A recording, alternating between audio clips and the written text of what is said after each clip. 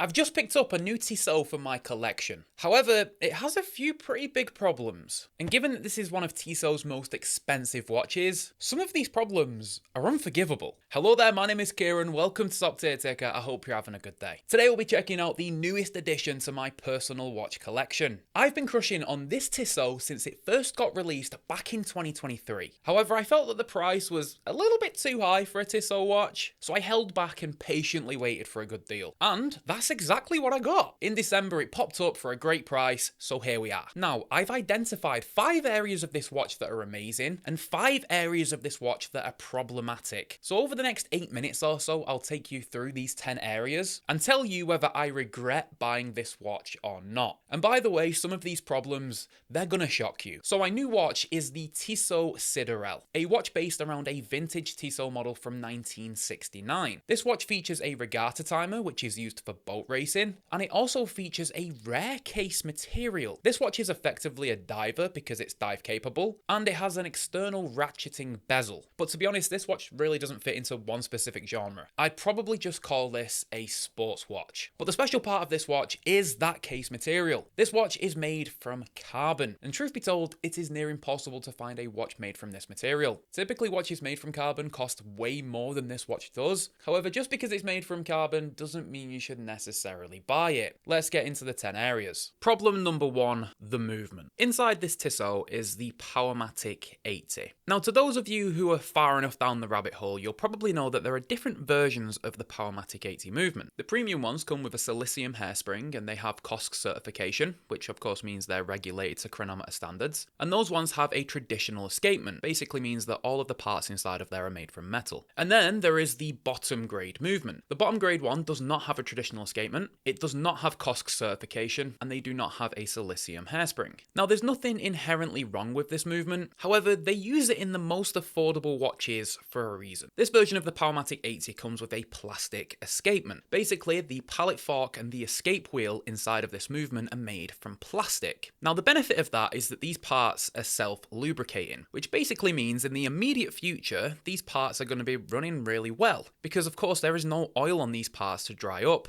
which means that accuracy for the next 5 years or so should be really good. However, the only problem is once accuracy starts to drop, I question the longevity of these plastic parts. And there's also a reason that these plastic parts are only used in the bottom grade of the Powermatic 80 movement, and I believe that is to reduce the chances of watches coming back into service during their warranty window. But in terms of getting a movement that can be serviced over and over again, I personally doubt the longevity of these plastic parts. And when you consider how much this watch costs, you would expect it to use one of the more premium Powermatic 80 movements. However, the flip side of that is that this movement is actually pretty good. The 80-hour power reserve is awesome. This is the first time I've had a watch with an 80-hour power reserve. Taking the watch off on a Friday evening and putting it back on a Monday morning, and the watch is still ticking away, that is exceptionally cool. And also, I've got extremely lucky with this particular movement inside of here. It's running at, get this, just -1 second per day. Yes, that is just as accurate as any Rolex or Omega. It's running to chronometer standards. Now again, this is just luck of the draw. I'm sure if you to go and test a handful of these Sideral models, most of them would not be running this well. Okay, problem number 2, this watch is chunky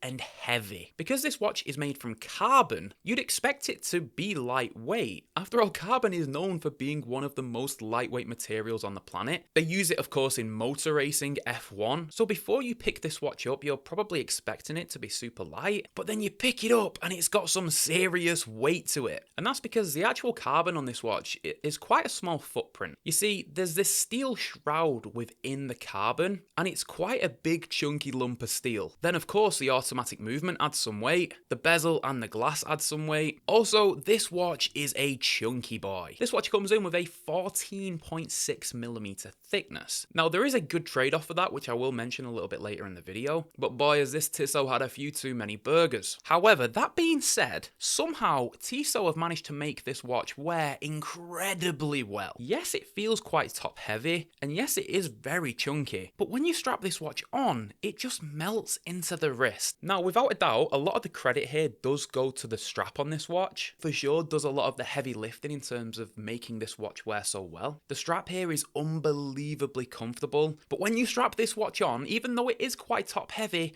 it doesn't budge. Problem number 3, this dial just looks so cheap. Again, considering how much this watch costs, there is no detail on this dial. It genuinely looks like a dial off a $20 Casio. I'd also say the hands look cheap as well. The simple white stick hands have a Timex look about them. I just don't think this dial accurately represents how much this watch costs. But that being said, I do really like the design of the dial here. Yes, it does look a little bit cheap, but I think the combination of the colours, the asymmetrical layout of the dial, and of course it's quite a unique dial design that you won't see on another watch. I really enjoy the Tissot logo off to the left, and for once, for some reason, I actually don't mind the 3 o'clock date window. So although the dial does look cheap, I actually like the design of it. Problem number 4. Lume. For whatever reason, Tissot are absolutely terrified of using some decent lume on their watches. Now don't get me wrong, the lume here is fun with all the different colours going on, but it's all just so weak. And again, factoring in price point, you want a stronger lume experience than this. I don't know what is going on in the Tissot factory, but the lume is just embarrassing. I have genuinely seen $50 AliExpress watches with better lume than this. But thankfully, the rest of the spec on this watch isn't that bad. Tissot have used a dome sapphire crystal here. I'm not sure if there's any anti-reflective treatment, but clarity is pretty good. Of course, we are getting that forged carbon outer shell, which is a rare and expensive case material to use. Again, although I don't like this version of the Powermatic 80, it is an automatic movement with an 80-hour power reserve, so you've got to give that credit. This FKM rubber strap is awesome quality, but the best part is the water resistance rating. 300 meters of water resistance is something that you don't find on a lot of watches. So when you factor in all of the specs here, it does have a very impressive spec sheet. That being said, problem number 5,